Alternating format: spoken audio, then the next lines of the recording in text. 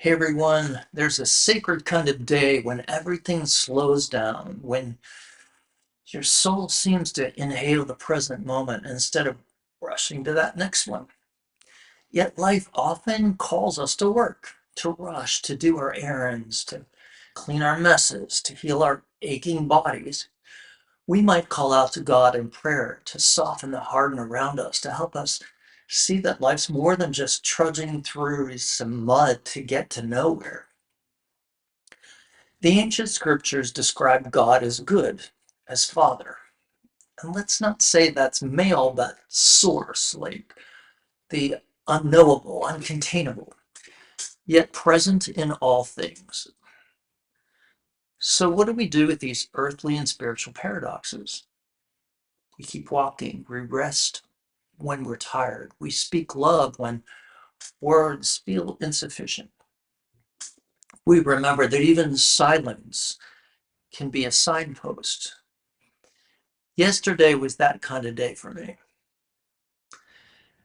My day began before dawn and unfolded gently with family, with love, and with presence. David and I visited our friend Sue, someone we've known since our early days in Fort Lauderdale. She was once vibrant, joyful, quick with laughter.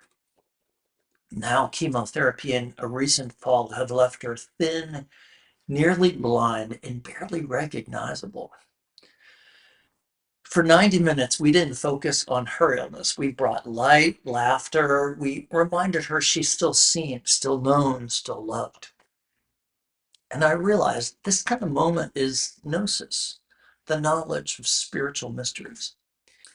This morning, I rose early again, sat in silence, then walked in the quiet of the waking world, in the darkness of the early morning. And here's what I want to say. This morning I didn't hear a voice, no thunder from heaven, no Holy Spirit speaking to my soul, no sudden revelation, only this desire rising in me. Help me understand Gnosis. Help me to help humanity untangle their tangled webs. Let me be a vessel of good. And that perhaps was the voice. And I returned and opened some ancient texts by Hermes describing God as good, as Father, not male, but source, yet present in all things. Hermes tells his disciples, even those who seek God are the best of the worst. That seeking, that yearning in itself is evidence of divine favor. I remember what I wrote in my book, Zeroing Out. The path to peace is not paved with answers, but with willingness. We zero out our mind not to erase who we are, but to make room for the divine imprint beneath the noise. And this is echoed in Psalm 46.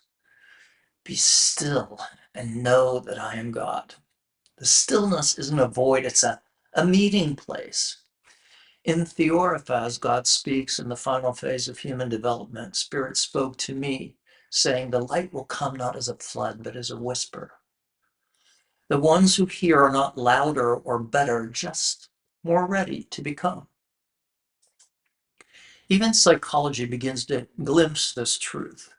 In acceptance and commitment therapy called ACT, we learn that our words and stories are not reality.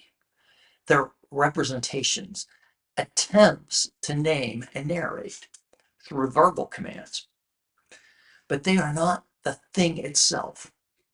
ACT teaches us not to fuse with our words or our thoughts about the words, but to see the words as passing weather. This aligns so deeply with the Course in Miracles, which reminds us, I do not understand anything I see.